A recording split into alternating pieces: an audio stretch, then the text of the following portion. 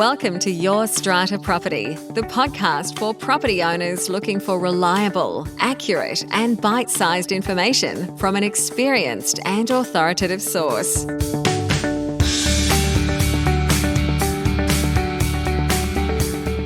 Hello and welcome.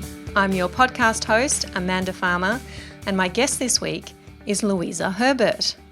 Louisa is the Managing Director of MBCM Strata Specialists in Box Hill and Hawthorn, Victoria. Now in her 12th year of Owners Corporation Management, Louisa previously worked in the government sector for 10 years in a range of roles, both state and federal. Well, that's what Louisa's bio says, but as you will hear in this chat, Louisa actually worked in a very unique government role, which I believe prepared her exceptionally well for a career in strata management. In addition to surprising me with that bit of background, Louisa also shares with me what it is that still surprises her about the strata sector, even after her many years in it, and the effective way that she's training her new staff. I'll take you over now to my chat with Louisa Herbert. Louisa Herbert, welcome to the show. Thank you, Amanda. Thanks for having me. Pleasure to have you here with us. Now, Louisa, you are an Owners Corporation manager, as we call you in Victoria, similar to our strata managers in New South Wales, our body corporate managers in Queensland. And I'm really thrilled to have you here because I haven't chatted to too many Victorian Owners Corporation managers. Let's start with your background. How did you get started in strata? Sure. So my parents actually owned the business before I did. So they originally purchased one of the first MBCM franchises back in 1997.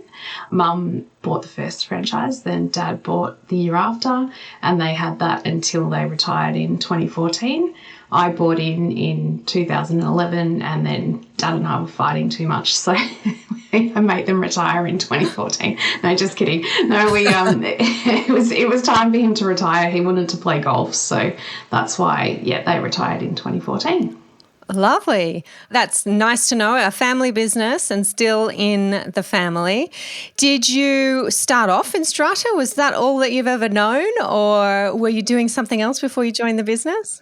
Yeah, so I was in the government for 10 years before that, actually, so both state and federal. So started off in our Department of Justice in a few interesting roles there, and then moved on to Centrelink and then on to Comcare as a workers' comp insurer for the government. So lots of varied roles before coming into here. So justice was the most interesting, I have to say. Justice was the most interesting. What made that so interesting to you? I was a parole officer, so... Wow. Yeah, so lots of stories and lots of growing up done really quickly in the 3.5 years that I was there. So that was my first job, first not supermarket job, if that makes sense. So it was quite crazy. Mm-hmm. So after that, everything's been pretty good since in terms of dealing with people because, it was nuts. Parole officer turned strata manager. I love this. Oh, wow. I want to dig deeper there. There has to be so many skills that you developed as a parole officer that you are now implementing to be a successful Owners Corporation manager. Can you please tell me some of your strengths that you know you've gained from your past experience? You have to be able to talk to everybody of all different nationalities, circumstances, everything under the sun. Obviously, you're dealing with the court system, the parole system, so you have to be able to present to the parole board, which I had to do a couple of times in person for a few interesting people. Doing assessments at the psych prison, so you have to be able to obviously talk to the psychologists and the doctors and the psychs when you get there, but also then deal with the patient / parolee as well. So very wide range of skills in being able to deal with everybody and also being able to write reports after that and communicate with people. So, it was certainly an interesting job. I think that is so fascinating, and I really can see the link there between the skills you develop working with all walks of life and being the facilitator, not necessarily the decision maker, which is something that I certainly teach strata managers when we're talking about their role in working with an owners corporation. You advise and you guide, you don't decide. So you've definitely got that one worked out. Absolutely, yes. Look, sometimes you'd love to say, please do this, but it's not your money. And the old Commonwealth Government bank ad from years ago, it's not your money, Ralph. So you have to let them make the decision but give them as much information as you possibly can from the knowledge that you have in the job. So there's so many things to know as a strata manager, and you deal with so many different little bits of life with a building and with people. So you just need to put the right people in touch with each other, and then you're good to go. After so many years as an owners corporation manager and seeing this world that is strata and owners corporations unfold and grow and change, is there anything that still surprises you about this world? I think it's that people still have no idea what strata is. So if you say you're a strata manager, they look at you like you've got 3 heads, and then they say, oh, so you're a real estate agent. And no, that's not my role. Oh, and then you give the little spiel, your little 3-second intro that everybody has. Oh, common property of apartments. And, oh, yeah, we manage that. Oh, and then they either know something or then they look at you again with a question mark. Like, what are you talking about? And then you do the rest of your speech, your 30-second speech, and they're like, oh, yeah, I know that. Oh, and then it clicks. But yeah, it still fascinates me that people have got no idea. And also when they buy into a property, no idea what they're buying into.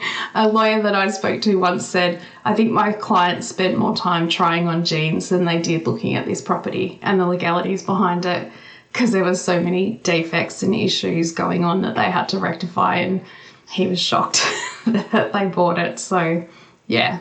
Yes, that's definitely something that I am still surprised by, and I agree with you. It is still a mystery to so many people what strata is and how it works, notwithstanding we have such a high proportion now of dwellings, strata and community title dwellings, so many more people living in high-rise. But that role of the strata manager, still behind the scenes a lot. No one really thinks about, well, where do the levy notices come from? Who manages the books and records? Who calls the trades to get the leak fixed? Oh, there's a person. There's a person who does that. I know, talking to my family and friends about what I do as a strata lawyer, sometimes I get that look and then go on to explain the vast, complex, beautiful world that is strata. Very complex, and so many different moving parts in a role that is challenging and rewarding at the same time. Sometimes more days are challenging than others, obviously, but in Melbourne, we've certainly learned to execute our flex in dealing with difficult situations, being locked down for the longest amount of time. So I think we're all pretty good with normally rolling with the punches anyway as a strata manager. I think you've got to learn to just think, okay, you're having a bad day. It's not about me. Let's move on. Nice approach. I'm sure rolling with those punches, I'm sure there were a few punches that came your way, metaphorical hopefully, punches that came your way during your long lockdown last year. Do you have any stories that you can share with us where you really had to draw on those skills as a parole officer? I think it's just learning to deal with people's frustrations about the process of they want things done, and then we've had a lockdown, and then we had another lockdown, and it just keeps going on and on and on. So people who've been wanting to get jobs done for a while, then it's stopped, and there's nothing we can do about it. It's not like I'll just get the painter over to your house. Everyone will be fine with that. It's like, no, that's not happening. So I think it's a lot of communication, understanding that people are frustrated, and within our team just having a giggle, having a laugh about things that happen, because you've got to be able to have a laugh, because otherwise you'd cry. So you've got to just be like, okay, I understand that person's not happy, but what can we do to see if we can make it a better experience for them? So do we ask the painter if they have an idea of where they are in their schedule, for example? Can we do some other things to, make them happy? But sometimes people are just not going to be happy, and you've got to just accept that as well. So, yeah. And accept that that's not about you. That's right. Exactly. Exactly. Yes. Now, speaking of your team and how you work through difficult situations, I understand that MBCM has developed a unique learning management system that you're using to help to train your new staff. Now, training and the desperate need for strata managers, owners corporation managers in our space is something we talk about a bit on the podcast. So when I heard about this, I thought I'll ask you about it and maybe you can fill us in on the novel things that are happening there at MBCM. Sure. So that was actually developed by me. I developed it myself in the pandemic because we were all obviously working from home, and I had fairly new team members who had only been in the office with us for maybe 4 months, I think, face to face. And then I thought, oh God, how do we keep the training up? How do we know? You can check emails and things like that, you know, sent and received box, you can see complaints, you can understand all that, but how do we get ahead of it and make sure that people's knowledge is kept up to date? But also with the changes in the legislation that were coming, I thought we need to get ahead of it. So how do we do that? So it's a platform which is called LMS, which is the Learning Management System. It's an online platform, and it gives you the ability to basically have an interactive training program with the trainee. They get certificates at the end of it to say that they've done the particular course. So it was just on real life events. So the theoretical training is fantastic, but you need to actually see how does it work with our system. If someone calls, what are the next steps you do? How do you record that information? Where do you save it? What does an email template look like? What do you send to them? Where do you keep that? Who do you call? Just all of the actual steps that happen, like for example, an insurance claim. As we know, they're all very different, but most of them start off pretty similar. So here's the process for this, and this is the steps you take. Here's some videos, here's an assignment, here's a training thing. So they go through and look at that and then give their answers to that. Same as plan of subdivision, they're all the same in terms of what's in there. It's just how you read it. So here's the plan, here's the rules, here's the plan online, tell me where the lift is, why does plan 2 separate from plan 1? And just getting people to actually look at things that you're really actually going to need in your job every day, because without it, you're in a lot of trouble. If you can't read a plan, that's a very basic part of our job. But it's also, you know, when you first start learning it, you're like, what's an interior, exterior? What's a vernacular? So it's trying to just break that down and make it a bit more user-friendly with real-life examples of here's a plan. Tell me, is this in the plan? How many lifts are there in the plan? Where are the car stackers? You know, there's probably no car stackers, but you're just trying to get people to actually read it to understand it. So practical and mixed in with a bit of theory as well. But yeah, really just trying to make it so people are self-guiding them through the training. And then there's parts in the training where it says stop and talk to your manager or trainee about this. So then they'll come back and have a conversation with their manager or whoever's training them, and then be able to go back on and do the learning themselves. Also great for new people with hiring, because obviously in our 2 years we still needed to hire people, and training was really difficult because we couldn't be in the office together. So how do you make sure people know what they're doing? So that was where this platform's been fantastic. Yes, my mind is just buzzing with the potential that this kind of system would have. Is this something that's now used across all the MBCM franchises? It's not at the moment. It's going to be. We're still just fine-tuning a few things about it. Obviously, as you can imagine, it started off being just for myself and my team. So it was very much my franchises focused. Talk to Louisa about this. Well, that doesn't work for the group, so I have to make a few modifications about that. But you know, overall the process is the same in the, you know, majority of offices. The process of how we deal with things on our bespoke platform is exactly the same. It's just that you might have a different way that you pay an account, for example, back to the business might be slightly different, but the process overall is exactly the same. So yeah, it just helps for consistency as well, and people learning can be like, okay, I think I know that. And then it's been great for me with my team. So whenever I get a question, I just say, check this, go to that video, watch that video. And they're like, oh yeah. So it's good for me because my biggest issue is everybody comes to me for questions, which is fine. That's what I'm here for. But a lot of the time I have meetings and I have other things on and emails to respond to and things like that. And I'm like, no, you've already got that info. It's in there. Go and read it. You'll be fine.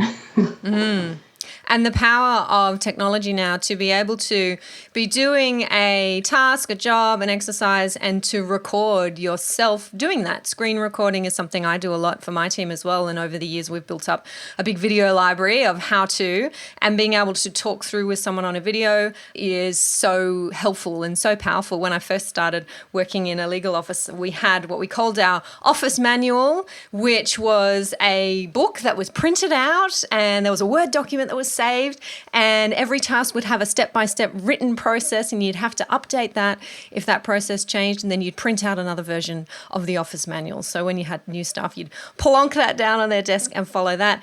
And now we have this online electronic version, so much more user-friendly and so powerful to be able to then share that with other offices, other businesses. And I can imagine our listeners here, owners, committee members, thinking, hey, that kind of thing would be really great for us too, to be able to tap into that and understand how to read a plan and understand how an insurance claim works. I know I'll get those questions. Amanda, is this kind of system available for us? Just planting the seed there, Louisa. We've got to think big here. Thank you. Yes, well, it, as I said, it really just started out for myself, but I think there's so many different opportunities available because of the fact that it's the process. So, you contact your insurer or your broker, and the process is you send a pro forma and it looks like A, B, C, D.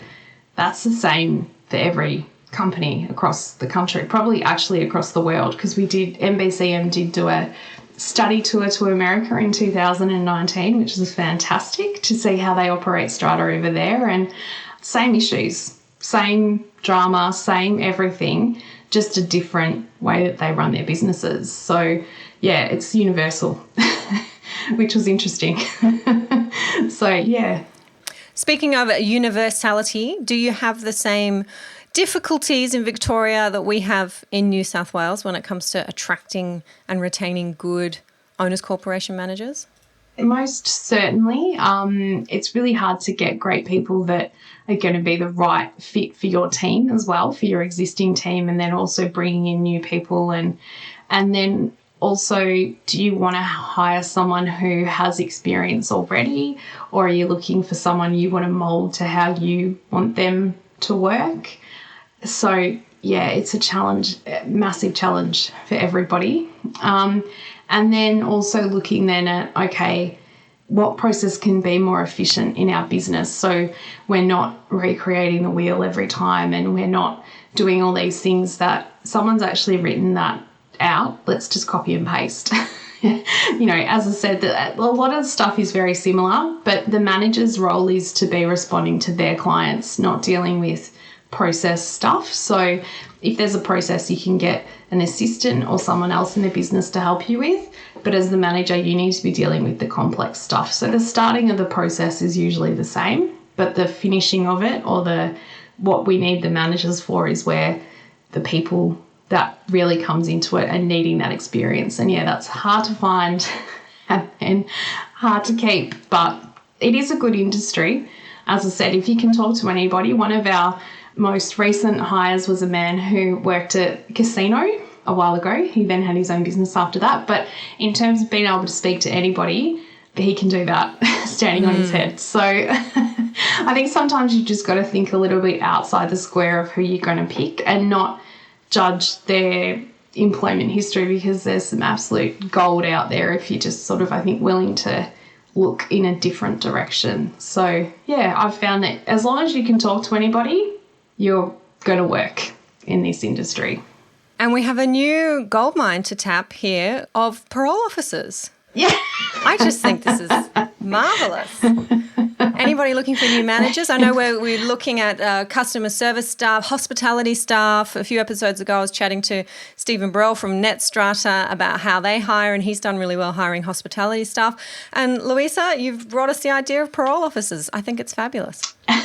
Yes, well, it's definitely, as I said, talk to anybody, and you have to write a lot of reports and obviously make sure you're complying with the legislation, or you definitely get a big smack. So, yes, have to have that legalese behind you. So, yeah, it's definitely, if you have worked in that, you either stay forever or you leave after a very short time. And I was one that left after a short time. So, yes, a bit too crazy for my young self to be in that job at that time. So, needed to get out. So Strata's nothing compared to that.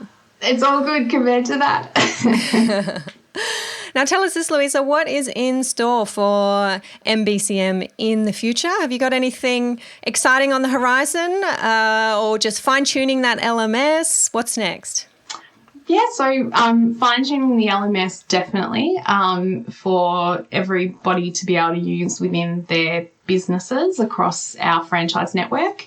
And then also MBCM are currently releasing our bespoke software online to an online platform. So that's currently underway at the moment, which is very exciting.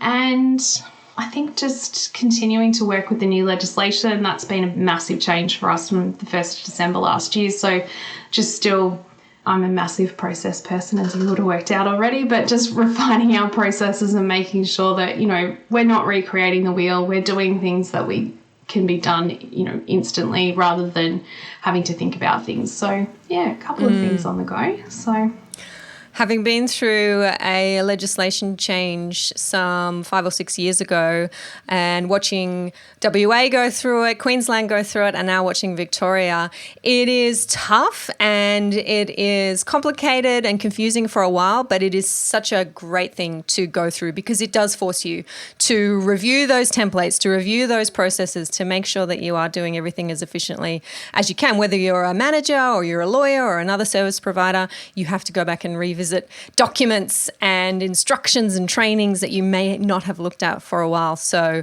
we always all have a bit of a freshen up when we've got new legislation. Certainly do.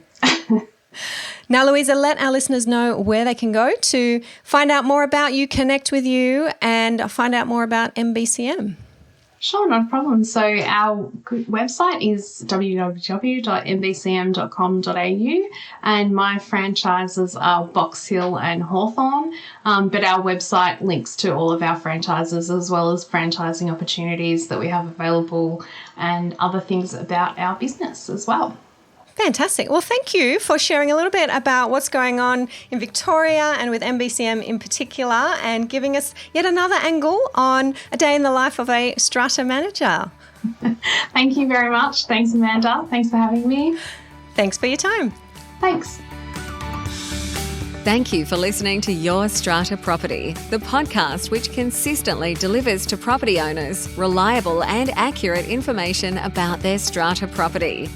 You can access all the information below this episode via the show notes at www.yourstrataproperty.com.au. You can also ask questions in the comments section, which Amanda will answer in her upcoming episodes. How can Amanda help you today?